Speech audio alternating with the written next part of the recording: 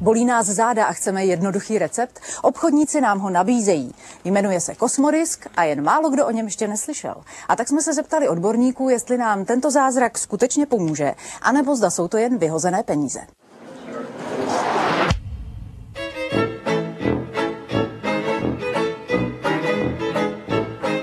Spousta nemocí se k nám přikrádá plíživě a může udeřit nečekaně v tu nejméně vhodnou dobu. Prostě vám rupne něco v zádech a je to. A teď co s tím?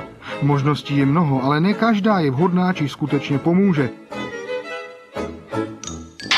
Jedním z nejvíce propagovaných výrobků na bolesti v zádech je Kosmodisk a právě účinnost tohoto výrobku se rozhodli otestovat v Mladé frontě dnes.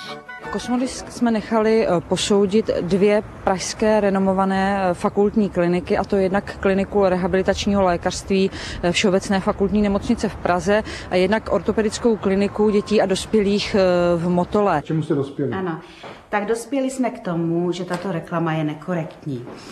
My jsme měli Kosmodisk, který jsme rozdali pacientům na naší klinice a hodnotili ho jak lékaři, tak fyzioterapeuti a ergoterapeuti. Tento výrobek má velice tenké gumičky. Takže všichni pacienti si stěžují, že praskají a vůbec nedrží. Když se podíváte, i ty jednotlivé části, které jsou, tak jsou spojeny těma gumičkama. To je jedna věc. Potom se podívejte, tyto gumičky velice škrtí. A hlavně u lidí, kteří jsou silnější, u mužů vůbec, kteří mají teda mohutnější muskulaturu. Ta část vertikální, tak ta vůbec nefixuje. Toto, když se člověk pohybuje, tak to jako je vlastně takhle volně položeno, dokonce když sedí, tak to může vadit v tom sedu. Podívejte se, co se stane, jo? To se může stát, i kdyby se teda trošku povolila a to, tak se to vysune nahoru. To vůbec prostě nefixuje tato část. Takže naši pacienti, všichni, kteří to teda vyzkoušeli, tak měli tyto připomínky a prakticky říkali, že jim to vůbec nepomohlo. Já se tedy na závěr zeptám, jako odborník, doporučila byste tento výrobek pacientům na odstranění bolestí? Ne. Co si o Kosmodisku myslí spotřebitelé? Znáte Kosmodisk? Určitě. Věříte tomu? Moc ne. Já to nepoužívám, já radši cvičím. Kamarád to měl a říkal, že si není spokojený. Sousedka to má, ta si to koupila a říkala, že jí to jako moc nepomáhá na to. Jak by měl pomoct tedy tento výrobek? Tomu teď nerozumím. Tak tomu nerozumím ani já. Jo?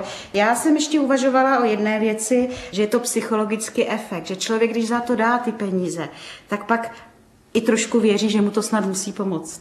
A k jakým výsledkům došli při testování Kosmodisku ve fakultní nemocnici Motol? Musím bohužel říct, že těm 3 pacientkám to nefungovalo. Vy jako odborník byste svému pacientovi doporučil Kosmodisk? Já bych pravděpodobně použil jinou metodu léčby, která je sofistikovaná, která je prokázaná na velkém souboru pacientů, ale asi bych mu ho nezakázal. Pokud spotřebitelé očekávají, že to pro ně bude tedy všemocná spása, tak tady to jejich očekávání opravdu nemusí být naplněno. Jediná naše pacientka, to je taková zvláštnost, ta má takový velice uvolněné svalstvo, má velice uvolněný postoj a ta říkala, že tuhle tu část si dala pod prsa a že jí to zafixovalo trošku, jo. No a pak, že to není vůbec k ničemu. Bolesti zad mohou být různého charakteru, proto je při dlouhodobých potížích určitě lepší navštívit lékaře. No a někdy mohou pomoci pravidelné procházky, zvláště když se člověk umí pořádně rozhlížet.